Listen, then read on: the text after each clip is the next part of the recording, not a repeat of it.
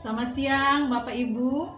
Saya akan mempresentasikan tugas saya dari mata kuliah Pengawasan Pendidikan, dan tema dari tugas saya itu jenis-jenis pengawasan di perguruan tinggi baik internal maupun eksternal, sasaran pengawasan akademik dan non-akademik, lembaga pengaudit bidang akademik dan non-akademik di perguruan tinggi. Pengawasan adalah proses dalam menetapkan ukuran kinerja dan pengambilan tindakan yang dapat mendukung pencapaian hasil yang diharapkan sesuai dengan kinerja yang telah ditetapkan. Pengawasan meliputi tindakan untuk menuntun dan memotivasi usaha pencapaian tujuan maupun tindakan untuk mendeteksi dan memperbaiki pelaksanaan yang tidak efektif dan tidak efisien menjadi efektif dan efisien. Oleh sebab itu, pengawasan perguruan tinggi itu sangat penting supaya perguruan tinggi itu jauh lebih baik, efektif dan efisien. Dalam bagian ini saya akan bahas mengenai satuan pengawasan internal. Tugas satuan pengawasan internal terdapat dalam Permendikbud nomor 47 tahun 2011, adalah satuan pengawasan yang mempunyai tugas melaksanakan pengawasan terhadap pelaksanaan tugas di lingkungan unit kerja. Tugas, fungsi, kewenangan, dan keanggotaan satuan pengawasan internal ditetapkan dalam statuta di suatu perguruan tinggi.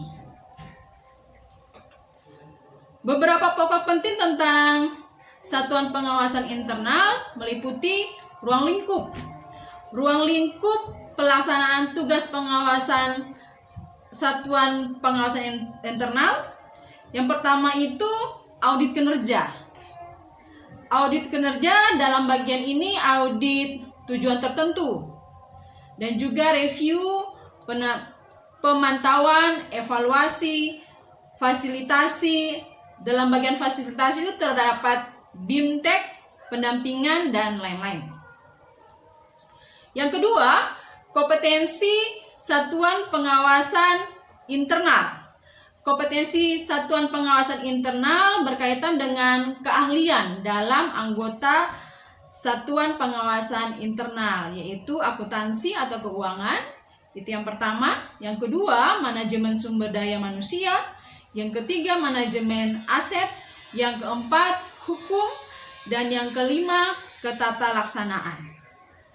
Yang ketiga, fungsi SPI perguruan tinggi dari Permendikbud nomor 47 tahun 2011. Yang pertama, penyusunan program pengawasan.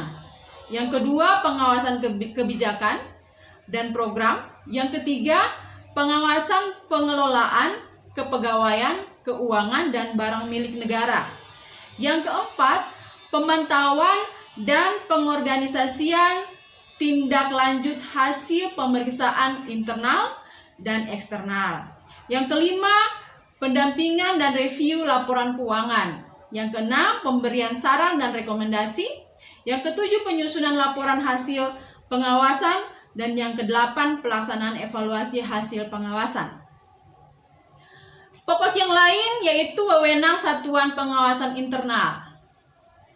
Satuan pengawasan internal mempunyai wewenang penuh, bebas dan tidak terbatas untuk melakukan akses terhadap semua bentuk dokumen personalia dari aparat atau penyelenggara perguruan tinggi maupun objek penyelenggara perguruan tinggi dan fasilitas fisik milik perguruan tinggi, guna mendapatkan data informasi yang diperlukan dan berkaitan dengan pelaksanaan tugas auditnya.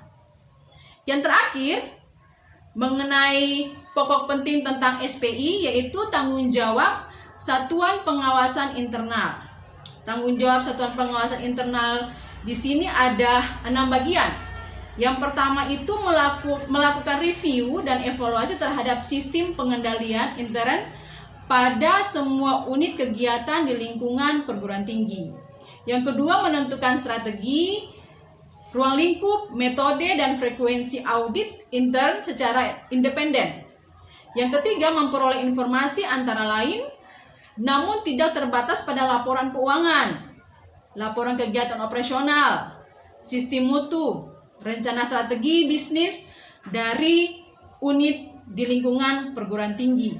Yang keempat, memperoleh penjelasan dari semua level manajemen berkenaan dengan pelaksanaan tugas pengawasan intern. Yang kelima, memperoleh izin untuk mengakses seluruh informasi, dana, atau melakukan peninjauan fisik atas seluruh aset milik perguruan tinggi. Dan yang terakhir, menyampaikan laporan hasil audit termasuk hambatan dan tidak lanjut yang telah, sedang, dan atau belum dilaksanakan manajemen kepada pimpinan perguruan tinggi yang ada. Sistem penjaminan mutu internal atau yang disebut SPMI. Sistem penjaminan mutu internal yaitu kegiatan sistemik penjaminan mutu pendidikan tinggi oleh setiap perguruan tinggi secara otonom atau mandiri untuk mengendalikan dan meningkatkan penyelenggaraan pendidikan tinggi secara berencana dan berkelanjutan.